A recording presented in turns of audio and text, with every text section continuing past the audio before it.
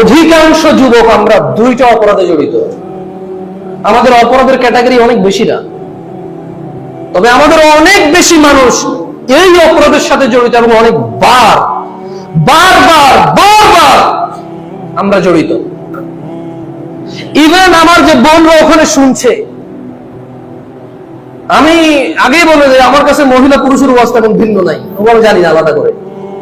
সতর ঢাকা মহিলা পুরুষের আলাদা, সতর ঢাকা মহিলা পুরুষের আলাদা, সম্পদে ভাগ মহিলা পুরুষের আলাদা, মানে পিতৃ সম্পদ বাপের পক্ষ থেকে পায়, রুজি রোজগার এখানে মহিলা পুরুষ দায়িত্ব ভাগাভাগি হয়ে গেছে, কে কার দায়িত্ব আর কার দায়িত্ব না। যেমন ভাগাভাগি হয়েছে কে মা হবে কে বাপ হবে, আল্লাহ উপর থেকে ফিক্স করে দিয়েছে।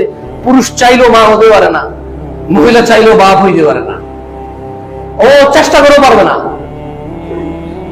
এভাবে আল্লাহ আরো কিছু বিধান এভাবে বাধ্য, স্পেসিফিক, মানে বডির সাথে রিলেভেন্সি নাই, কিন্তু এগুলো আল্লাহর বিধান। আল্লাহকে কে ভয় করে আর কে ভয় করে না তার পরীক্ষা।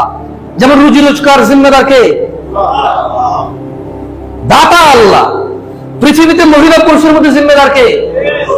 মা বাবার মধ্যে কে জিম্মেদার? ভাই আর বোনের মধ্যে কে জিম্মেদার? ভাই। ছেলে আর মেয়ের মধ্যে কে জিম্মেদার? এরকম সামান্য কিছু বিষয় ছাড়া বাকি সবকিছু মহিলা পুরুষের সমান।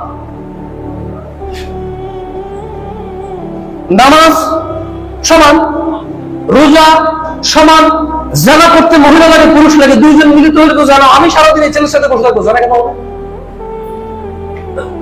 আমি ছেলের সাথে হ্যান্ডশেক করবো, কোলাকুলি করবো, জানা কেন হবে? আমার বন্ধু আমরা দুজন ছেলে, আমরা সারাদিন ঘুরতে বেরোবো কোথাও, একসাথে হয়তো একটা হোটেলে এক রুমে দুইটা সিঙ্গেল বেডে দুজন শুয়ে আছি, বসে আছি, লুঙ্গি পরে আছে, গেঞ্জি গায়ে আছে বা গায়ে নাই, আমি আর আমার বন্ধু, জানা কেন হবে? ওয়াই? কোন এক মেয়ে আর কোন এক ছেলে যখন হ্যান্ডশেক করবে, বিবাহ বহির্ভূত সম্পর্ক, তারা স্বামী স্ত্রী নয়, তারা ভাই বোন নয়, আপন, জানা। কোন এক মেয়ে কোন এক ছেলে বিবাহ করেনি, অথচ আপন চাচাও না, আপন জ্যাঠাও না, আপন মামাও না, আপন ভাইও না, আপন ভাগিনাও না, আপন ভাতিজাও না, বাপও না, দাদাও না, নানাও না, অথচ দুইজন হাত ধরে হাঁটাহাঁটি করছে রাস্তায়, তখন জানা? তখন কি জানা? আমার এতটুকু বুঝে চলে আসছে যে ইসলামে মহিলা পুরুষের অবস্থা কোন বেশি পার্থক্য নাই। বেশিরভাগ অপরাধ পুরুষ আর মহিলার জন্য 100% সমান অপরাধ। বেশিরভাগ ইবাদত ফরজ মহিলার পুরুষের সমান। এবার আপনি যাকাত বলেন, হজ বলেন, তৌফিকের কথা আমি বলছি না, বিধানের কথা বলছি। সালাত বলেন, ঈমান বলেন, পর্দা বলেন, নেশা বলেন, আপনি কি বলবেন? সবই তো সমান। আমি বোনদেরকে বলবো এবং আমার ভাইদেরকে বলবো, আল্লাহ নবী সাল্লাল্লাহু আলাইহি ওয়াসাল্লামকে আল্লাহ সুবহানাহু ওয়া তাআলা বলেন, কুল ওয়া মুহাম্মদ সাল্লাল্লাহু আলাইহি ওয়াসাল্লাম, আপনি বলে দিন এদেরকে, ইন্নামা হাররামা রাব্বিয়াল ফাওয়াহিশ, আমি যে দুটো অপরাধের কথা বলছি এগুলো বলে দেই। একটা হচ্ছে জিনা আর একটা হচ্ছে নেশা। এটা হচ্ছে কি? আপনি আজকে নিজেকে বিচার করেন, আপনার ভিতরে কয়টা অপরাধ আছে? হ্যাঁ, আরেকটা অপরাধ আছে পুরুষদের। কার? রুজি রোজগারে হালাল হারাম মানতেছে না। রুজি রোজগার আর কি মানতেছে না? হালাল হারাম মানতেছে না। এটা থার্ড। কারণ এদেশের ছেলেরা রোজগারি হয় 25 বছর বয়সে। এর আগে তো বাপ মনে করে খোকা কিচ্ছু বোঝে না, বোঝেন নাই? বাপে সুদ খেয়ে ওরে খাওয়াবে, ঘুষ খেয়ে ওরে খাওয়াবে। মা ওই যে কি বলে এগুলোকে ভাই, গ্রামে যে সুদগুলো চলে আর কি, লোন, কিস্তি, মা কিস্তি নিয়ে ছেলেকে খাওয়াবে। কেন? ছেলে মাত্র 25 বছর বয়স, কিচ্ছু বোঝে না, ইনকাম করবে কই? তো ওই অপরাধে জড়ানোর জন্য 25 বছর সময় লাগে। এই দেশে কিছু সন্তান রুজি রোজগারের দায়িত্ব পায় 30 বছরে, মানে জীবনের প্রায় অর্ধেক শেষ, যখন গড় আয়ু ধরলে 35 বছরে যে চিন্তা করে না এবার কিছু করতে হবে, আমার উপায় নাই, আর বেকার থাকা যাবে না ভাই, এবার কিছু করতে হবে। 35 এসে চিন্তা করে। কত? 35। তো এই জন্য আমি আর ওইটাতে গেলাম না।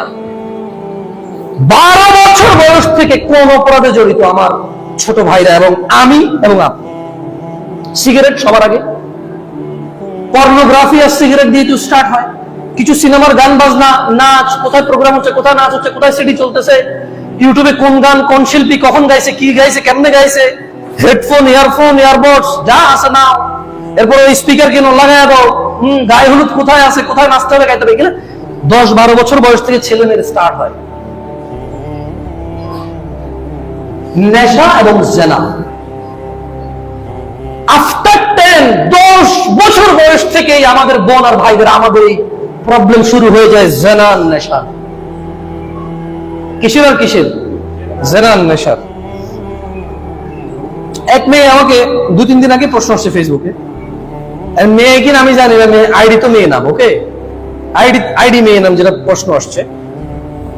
তো বললো যে আমি আল্লাহকে খুব ভয় করি, আমি কোনো হারাম সম্পর্কে জড়িত নাই, তবে একটা ছেলেকে আমার খুব পছন্দ। আমি দেখাতে পারবো ভাই, এই যে এই মোবাইলে আছে, দেখা যাবে। না পুরোটা বলি, হাসিয়েন না, আমারও এরকম হাসি পায় ভাই, কি করবো। আমার ওয়াইফ মাঝে মধ্যে বলে যে হাসতেছো কেন, আমার হাসি থামে না, আস্তাগফিরুল্লাহ, আল্লাহ মাফ করো।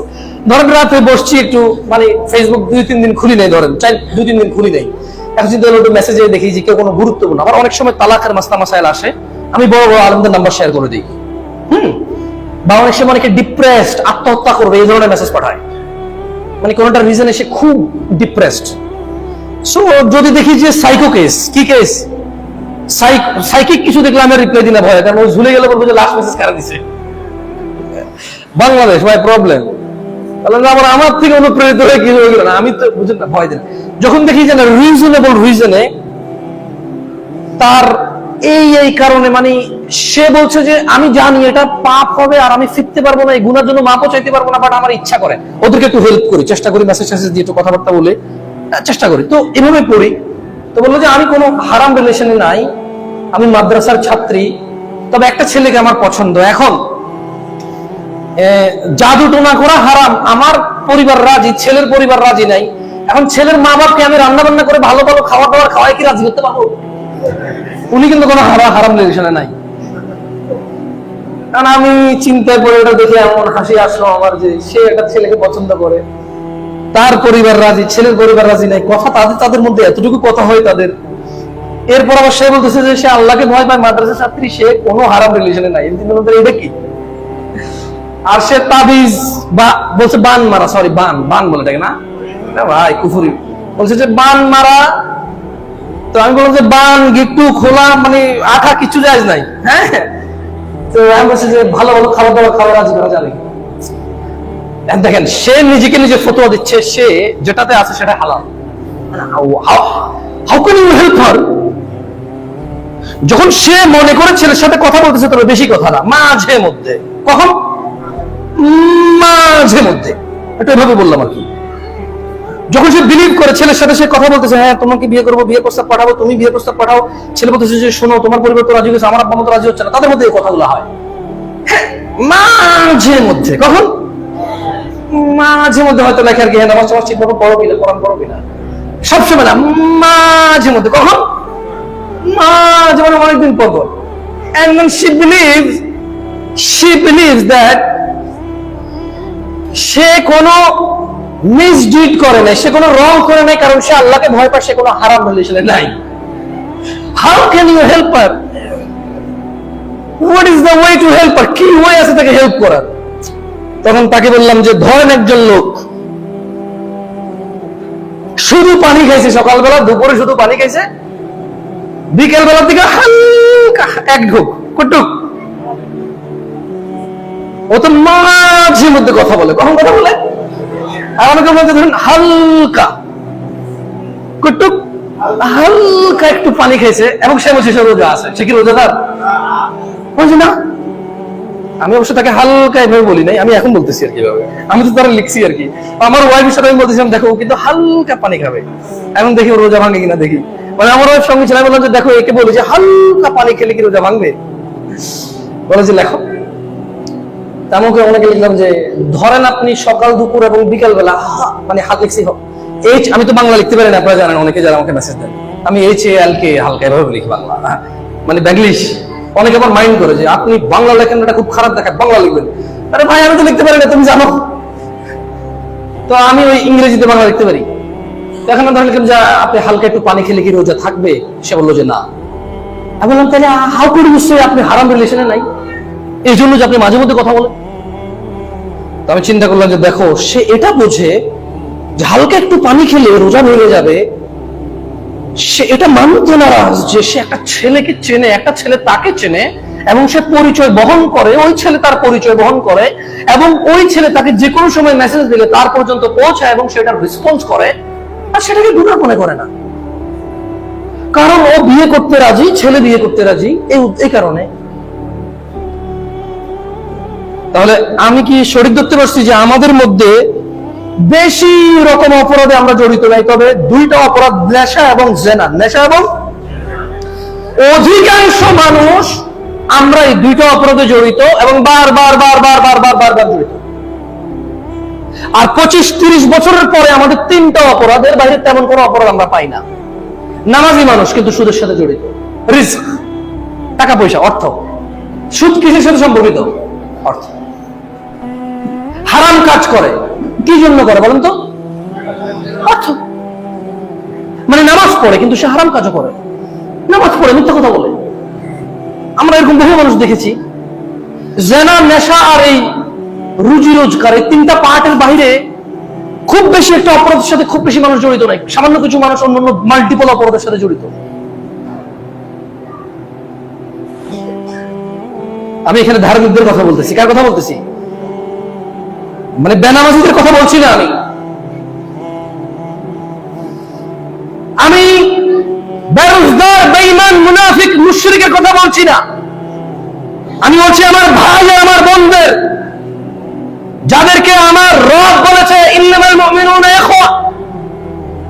আমার রব আমাকে বলেছে যে জামশেদ, যত মানুষ মুমিন সব তোর ভাই, যত মানুষ মুমিনা সব তোর বোন। ইন্নামাল মুমিনুনা ইখওয়া, আমার ভাই বোন।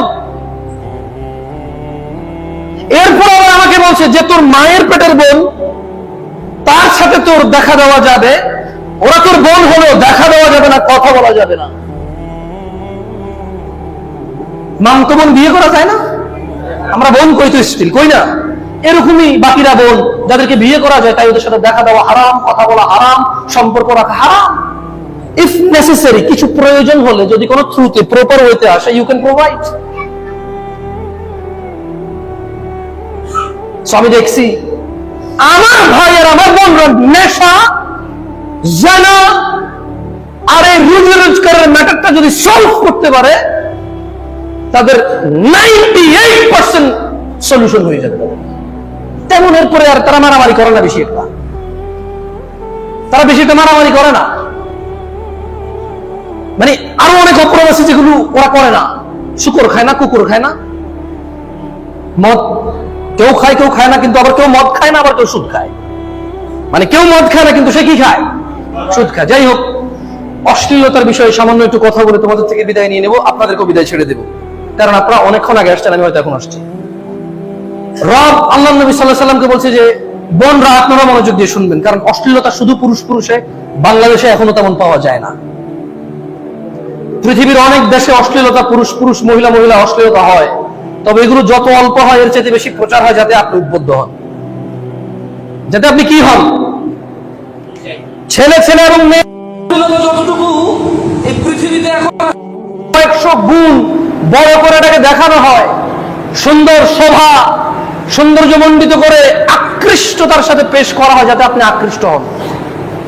এখন হয়তো বেশি মানুষ আলহামদুলিল্লাহ এগুলো থেকে বেঁচে আছে, আলহামদুলিল্লাহ অনেক মানুষ বেঁচে আছে। তো আমার রব বলছেন যে কুল ও মুহাম্মদ, আপনি বলেন সাল্লাল্লাহু আলাইহি সাল্লাম, ইন্নামা হারামা রাব্বি, আমার রব নিষেধ করেছে, হারাম করেছে, নিষিদ্ধ করেছে, আল ফাওয়াহিশা মা যাহারা মিনহা ওয়া মা বাতান। ভাই ও বোন আমার, আল্লাহ নিষিদ্ধ করেছেন অশ্লীলতা, যেটা প্রকাশ্যে এবং যেটা গোপনে। কেউ বলতে পারেন গোপন অশ্লীলতা কোনটা? কোনটা গোপন? একটা উদাহরণ দিতে পারবেন কেউ একজন? হ্যাঁ, ও তাহলে নাটক দেখা অপরাধ না? পর্নোগ্রাফি খেলি অপরাধ না? এই দেশের কি হয়েছে ভাই, একবারে ডাইরেক্ট ডিপে চলে গেলেন ভাই। এত বলছেন, ভালো বলছেন, ওকে। আপনার কাছে কি মনে হয় একটা মানুষ দিনে 24 ঘন্টা পর্নোগ্রাফি দেখে? একাকিত্ব যখন তাকে পেয়ে বসে, শয়তান যখন তাকে পেয়ে বসে, একা যখন থাকে, নিজের লজ্জা বোধ ইজ্জত সম্মান রক্ষা করে সে একাকি হয়তো এই অপরাধে জড়ায়। কিন্তু বাপ মা ছেলে মেয়ে ভাই বোন দাদা নানা নাতি নাতনি সবাই মিলে কি সাথে জড়িত বলতে পারেন? সিরিয়াল, নাটক, সিনেমা, গান বাজনা।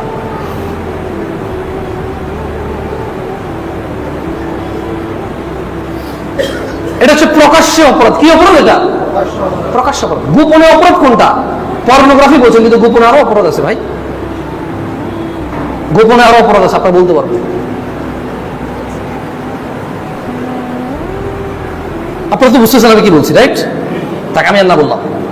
অশ্লীলতাকে যত কম বলা যায়, অশ্লীল কথা যত কম বলা যায়, আমি দায়ী ভাইদের, যারা এখানে দায়ী আছেন, মাদ্রাসার ছাত্র আছেন, ভবিষ্যতে যারা দায়ী হবেন, আমি বলবো অপরাধ, এমন এমন অপরাধের কথা মাইকে এসে বলিয়েন না যেগুলো কেউ জানে না। আপনার থেকে শোনার পরে সার্চ করে দেখবে, বলিয়েন না এগুলা। এগুলাকে যত সৌন্দর্যমণ্ডিত করে আকার ইঙ্গিতে বলা যায় তত বেটার। কারণ ছোট সোনামণিরা আছে, ছোট ভাই ব্রাদাররা আছে, ছোট বোনরা আছে। আমি হয়তো বড় হয়েছি, 30 বছর বয়স হয়েছে, অনেক কিছু জানি, অনেক কিছু বুঝি, অনেক কিছু দেখছি, পার হয়েছি, ফিরে আসছি, অথবা এখনো আসতে পারি নাই। এটা হয়তো আমার 30 বছর বয়স, যার বয়স 12 বছর 15 বছর। আমি এমন কিছু বললাম, সে জীবনটা শুনলই প্রথম। এরপর যা ঘরে যাবে যে দেখি তো জিনিসটা কি, আসলে কি হইলো হুজুরে। কেন? সত্যি কথা বলেন তো, ওয়াজের মধ্যে গানের সুর শুনে আপনারা পরে গান সার্চ করছেন, এরকম কেউ করেন নাই? সত্যি কথা বলেন, কেউ একজনে গান গাইতে যায়, কোনো সুর বলছে, আর আপনার এটা পছন্দ হয়েছে সুরটা, চিন্তা করুন সে কোন গানে দেখা হচ্ছে, যায় দেখি হয়েছে কি না? ওয়াল্লাহ হয়েছে। আমি নিজে একবার ইউটিউবে ওয়াজ শুনতেছি, মধু কই বিষ খাওয়াইছে না কি খাওয়াইছে, পরে আমি চিন্তা করলাম আরে কি সুন্দর করে গায়ে, জিনিসটা কি, মানে সব হুজুর তখন এটা বলতেছে, সব হুজুর ওয়াজের মধ্যে এটা বলতেছে। তো আমি চিন্তা করলাম জিনিসটা কি যে সব হুজুরে কয়। আমি আল্লাহ মাফ করুন ঠিকই, কিন্তু ইউটিউবে যাই দেখেছি গান এটা আলাদা বলো, সাগর পড়ে গায়ে দেয়, বন্ধ করে দিয়েছি। আমি আপনাকে উদাহরণ দিচ্ছি, ওয়াল্লাহি জাস্ট গিভ অ্যান এক্সাম্পল।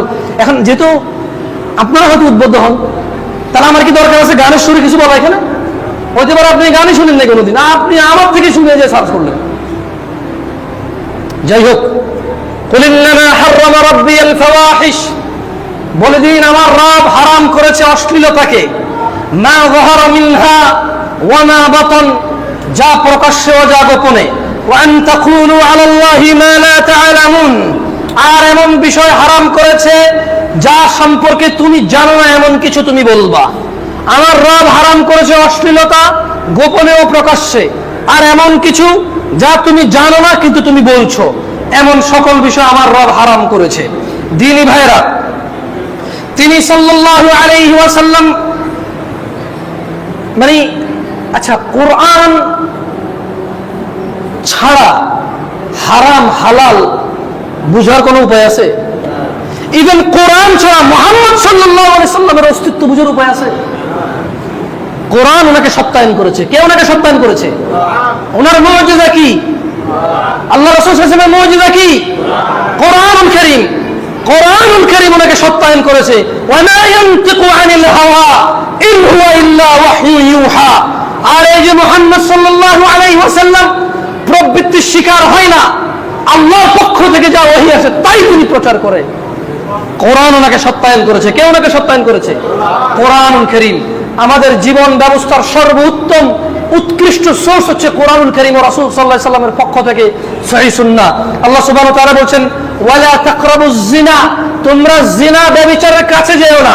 বোন আমার, ভাই আমার, তুমি আস্থা রাখো, তুমি ওই কোন নায়ক নায়িকার, গায়ক গায়িকা, ইতিহাসে কে জীবন দিছে, কার জন্য আত্মহত্যা করছে, ইতিহাসে কোন প্রেমিক তার প্রেমিকার জন্য হাজার হাজার মানুষ মেরে ফেলছে, কে ঘর দুয়ার দালান কোঠা বানাইছে, তুমি ওর চাইতে ডেঞ্জারাস লেভেলে যা তুমি এইসব হারামে জড়াইতে পারবা। তোমার বিয়ে তার সাথে হবে যার সাথে আল্লাহ নির্ধারণ করেছে। তকদিরের প্রতি তোমার বিশ্বাস আছে? কোথায় তোমার বিশ্বাস? কোথায় এই বিশ্বাসের পরিচয়? সুদ ঘুষ জুয়া, সুদ ঘুষ জুয়া এগুলো ছাড়া বড় হতে পারবে না। অন্যায় অপরাধ ছাড়া বড় হতে পারবে না। তোমার তাকদীরের প্রতি বিশ্বাস কোথায়? ওসমান রাদিয়াল্লাহু আনহু এই 1450 বছর যত মানুষ ওনার নাম স্মরণ করা বলছে গনি। কি বলে গনি মানে কি বলতে পারেন? ওস্তাদ গনি মানে কি? ধনী না? গনি মানে কি? গনি মানে কি? উনি কয় টাকা সুদ খাইছিল? উনি কবে জুয়া খেলছে? উনি কবে ঘুষ খাইছে?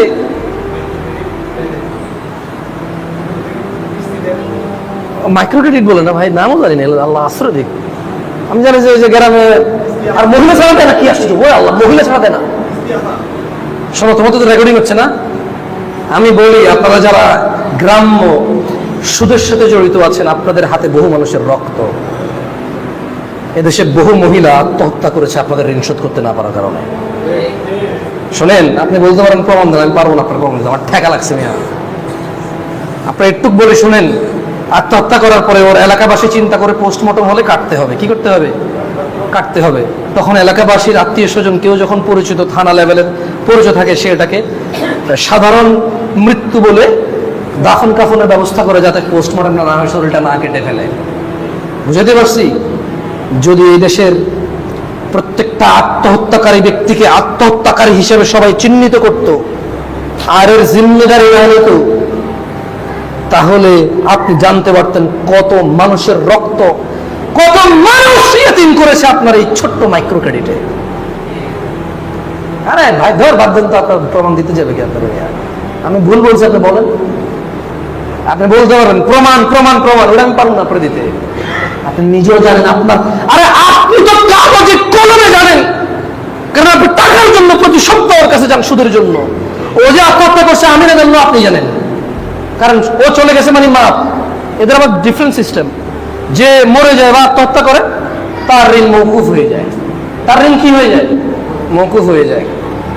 তা আপনাকে একটু বলে শুনেন, তাকদীরের প্রতি আপনার বিশ্বাস কোথায়? বলুন, অমুক ছেলে 5 ওয়াক্ত নামাজ পড়ে, সুন্দর দাড়ি, কি সুন্দর পাঞ্জাবি, হ্যাঁ আল্লাহ কি গজল গায় রে বাবা, হ্যাঁ ও আসছে কি গজল, হ্যাঁ এভাবে ও হলে আপনার জীবন সুন্দর হয়ে যাবে। আর ছোট ভাই আমার, ও এক আজব যুক্তিতে জেনায় লিপ্ত হয়। কি মনে হচ্ছে ওরে আমি ছোটবেলা থেকে দেখছি, জীবনে বোরখা ছাড়া দেখি নাই। এটা কি ওর অপরাধ রে? ও জীবনে বোরখা ছাড়া হয় নাই, মানে এখন ওরা ট্রিটমেন্ট করতে দিতে হবে? মানে এই মেয়েকে সে জেনায় লিপ্ত করাবে। মেয়ের অন্যায় কি? মেয়ের অন্যায় কি? মেয়ে জীবনে বোরখা ছাড়া বের হয় না, এটা হচ্ছে মেয়ের অন্যায়। এই মেয়ের মা কোনোদিন বাজারে ঝগড়া করে নাই, হাটে বাজারে ওঠে নাই, ভালো ফ্যামিলি, এটা হচ্ছে ওই মেয়ের মায়ের অন্যায়। এখন সে তার বোন বান্ধবী হেমনে তেমনে, মোবাইলে মেসেঞ্জারে হেমনে যেমনি হোক, সামহাও 6 মাস বছর কাইটা, ব্লেড দিয়া হাত পা কাইটা, গান কবিতা লেখা, চুল টুল লম্বা কইরা, খানা মানা ছেড়ে দিয়া, যেমনে হোক ওই মেয়ের জেনা লিপ্ত করাবে। সে মেয়ের অন্যায়টা কি ছিল বলতে পারেন? মেয়ের অন্যায় কি ছিল? বোরখা পরা। কি ভুল বলছি আমি? হ্যাঁ, দাড়িটা বেঁধে রাখছো মাশাআল্লাহ, প্রেমিকা কইছে না? লা হাওলা ওয়ালা কুওয়াতা ইল্লা বিল্লাহ। শোনো বোন ও ভাই আমার, ওয়ালা তাকরাবুজ জিনা, মদের কাছে যেতে পারবা, খাইলে হারাম, গেলে গুনাহ হবে না। জুয়ার পাশ দিয়ে হেঁটে যেতে পারবা, খেললে গুনাহ, গেলে হবে না। সুদ নিবা নিবা নিবা নিবা, চিন্তা আসতেছে চলবে না, হবে না, হচ্ছে না, শেষ মুহূর্তে যাবো দূর না, নেব না, হারাম, আমার অর্থনীতি শেষ হয়ে যাবে এটার কারণে। মায়ের সাথে জেনা করার মতো গুনাহ আমার লিপ্ত হব না আমি। আল্লাহ তার রাসূলের সাথে যুদ্ধ ঘোষণার মধ্যে আমি যাব না, চলে আসলে গুনাহ হবে না। কিন্তু ব্যতিক্রম একটা অপরাধ, এটা কাছে গেলেও গুনাহ, কারণ আল্লাহ নিষেধ করছে কাছে না যেতে। আল্লাহ যা নিষেধ করে তা হারামে আকবার। আল্লাহ যা নিষেধ করে তা কি? আল্লাহ যা নিষেধ করে তা কি? হারাম। আল্লাহ এখানে বলে না যে তুমি জেনা করিও না, উনি বলছে কাছে যেও না। উনি কি বলছে? কাছে যেও না, মানে প্রেমিকাকে ফজরের জন্য দাঁড়ালেও গুনাহ হবে। মানে প্রেমিককে দাঁড়িয়ে রাখতে বললেও গুনাহ হবে, কারণ you are no relevant to you? তুমি কে? কিসের ভিত্তিতে তাকে বলবা? তার সাথে কথা বলার সম্পর্ক কি? ওকে তোমার আম্মারে ছোটবেলা তার দুধ খাওয়াই দিতে, তোমার আম্মা দুধ খাওয়াই দিতে তারে ছোটবেলায়, তোমার দুধ ভাই হয়ে যেত, দেখা দিতা, তোমার যদি এতই সুন্দর লাগে তারে ভাই হিসেবে, ওটা তো পারলা না, তোমার ইখতিয়ার ছিল না তখন, তুমি ছোট ছিলা। এখন আল্লাহ তোমাকে যৌবন দিয়েছে, সৌন্দর্য দিয়েছে, জ্ঞান বুদ্ধি দিয়েছে, পরিবারে ছায়া হয়ে থাকার মতো বাবা মা নানা নানি দাদা দাদি চাচা জ্যাঠা দিয়েছে। এখন তুমি আল্লাহর সাথে দ্রোহিতায় লিপ্ত হয়েছো। আল্লাহ বলেছে ওয়ালা তাকরাবুজ জিনা, জিনার কাছেও যাও না। কেন? ইন্নাহু কানা ফাহিশাতান ওয়া সাআ সাবিলা, নিশ্চয়ই জিনা পৃথিবীর অশ্লীল ও নিকৃষ্ট আচরণ। তুমি বলছো তাকে ফজরে জাগাও, আল্লাহ বলছো এটা নিকৃষ্টতা। কেন? কারণ তুমি জাগাচ্ছ তাই। তুমি বলছো ওকে বোরখা পরাইছি আমি, কোরআন শিখাই আমি, আগে বোরখা পরতো না, বাজারে বাজারে ঘুরতো, এখন আমার কথায় বোরখা পরে বাজারে বাজারে ঘুরে না। আল্লাহ বলছে এটা নিকৃষ্টতা, তুমি যেটা করেছো এটা নিকৃষ্ট কাজ করেছো। তুমি বলেছো ভালো কিন্তু কাজটা হয়েছে নিকৃষ্ট। তুমি বলেছো ভালো, কাজটা হয়েছে কি? নিকৃষ্ট। আল্লাহ আমাদেরকে বুঝার তৌফিক দান করুন। যাই হোক, আমি শেষ একটা হাদিস বলে আজকের বক্তব্য এখানে শেষ করবো ইনশাআল্লাহ। এর আগে আমি আন্তরিকভাবে কৃতজ্ঞতা জ্ঞাপন করি কাঠগড়ে যেই মাদ্রাসা এবং মসজিদ কর্তৃক ছোট্ট বা মাঝারি ধরনের এই সেমিনার ওনারা আয়োজন করেছেন। আয়োজক বৃদ্ধের প্রতি আমি কৃতজ্ঞতা প্রকাশ করছি। এজন্যই কারণ এই উসুলায় এই পুরো বছরে এটা আমার প্রথম চিটগংয়ে আসা, এবং এরপরে আর তেমন চিটগং আসার কোনো প্রোগ্রাম নেই। চিটগং আসলে এখানে আমার বহু স্মৃতি আছে। আমি বাংলাদেশে আসছি 2014 সালে, আর আমি চিটগং আসছি 2015 সালে। 2015 সাল থেকে প্রায় 2023 সাল পর্যন্তই চিটগংয়েই আমার, চিটগংইয়নদের সাথেই আমার সম্পর্ক। ভাই আমার এরা, বন্ধু আমার এরা। এখানে চিটগংয়ে আমার অনেক বন্ধু আছে। আপনারা হয়তো বলবেন যে আপনি তো আপনার বন্ধু, হ্যাঁ, দাড়ি কাটে, শেভ করে, কেউ কেউ সিগারেটও খায়, আমি জানি, কিন্তু ওরা আমার বন্ধু বান্ধবের মধ্যে আছে। আমি তো ওকে খাইতে বলি না, বরং ওর সাথে আমি বসলে দুই একটা ভালো কথা বলতে পারি, ওটা শুনেও। কেউ কেউ শুনে, কেউ কেউ দাড়ি রাখছে, কেউ কেউ ক্লিন শেভ করতো, এখন মাশাআল্লাহ শেভ করে না। কেউ কেউ নামাজ সালাত আদায় করতো না, এখন কেউ কেউ করে, আলহামদুলিল্লাহ। সো ওর সাথে, ওদের সাথে আমার বন্ধুত্ব হয়েছে এই জায়গায়, কিছু করার নাই। আমি যেখানে থাকবো ওখানের মানুষের সাথে আমার পরিচয় হবে। সো এখানে অনেক আবেগ আছে আমার। তো আমি এই জন্যই কৃতজ্ঞতা জ্ঞাপন করি আয়োজকদের জন্য, যে ওনারা টাকা খরচ করে আমার আইনা, আমার আবেগের জায়গায় আমাকে এনে কথা বলার সুযোগ করে দিছে। আমি আপনাদের প্রতিও কৃতজ্ঞ। আপনারা যারা শোনার জন্য আসছেন, রাতের প্রায় 10টা বাজে, অনেকেরই আগামীকাল কাজ আছে, স্কুল আছে, মাদ্রাসা আছে, চাকরি বাকরি আছে, ব্যবসা বাণিজ্য আছে, সবকিছু রেখে আপনারা অনেকেই আসছেন, এখানে এখন আছেন। আমি সবার প্রতি কৃতজ্ঞ। আমি শুধু একটা হাদিস বলবো, এরপর আমি বোনদেরকে স্পেসিফিক 4টা কথা বলে বক্তব্য শেষ করবো ইনশাআল্লাহ। আমি হাদিসটা বলবো, আন আয়েশা রাদিয়াল্লাহু আনহা। একটু অমনোযোগী হয়েন না, এই হাদিস আপনার অশ্লীলতার সলিউশনটা করতে পারবে, এবং এই হাদিস আপনাকে মানে জেনাবা বিচার থেকে থামাতে পারবে ইনশাআল্লাহ, যদি আপনি এই হাদিসের কাছে আত্মসমর্পণ করেন। এটা যথেষ্ট হবে ইনশাআল্লাহ। আমি দেখছি এটা আমার জীবনে অনেক অনেক ভূমিকা পালন করেছে এই ছোট্ট হাদিসটা। ছোট্ট একটা হাদিস, উম্মাহাতুল মুমিনিন, মুমিনদের মা আয়েশা রাদিয়াল্লাহু আনহা থেকে বর্ণিত, তিনি বলেন, ইয়া উম্মাতা মুহাম্মদ, আল্লাহর নবী সাল্লাল্লাহু আলাইহি সাল্লাম বলেছেন, বোনরা আমার তোমরা মনোযোগ দিয়ে শোনো। আল্লাহর নবী বলছে, ইয়া উম্মাতা মুহাম্মদ, হে উম্মতে মুহাম্মাদিরা সাল্লাল্লাহু আলাইহি ওয়াসাল্লাম, মা আহাদুন আগয়ারা মিনাল্লাহ, তোমাদের মধ্যে আল্লাহর চাইতে অধিক বেশি মর্যাদাবান কেউ নেই। তোমাদের মধ্যে আল্লাহর চাইতে অধিক মর্যাদাবান কেউ নেই।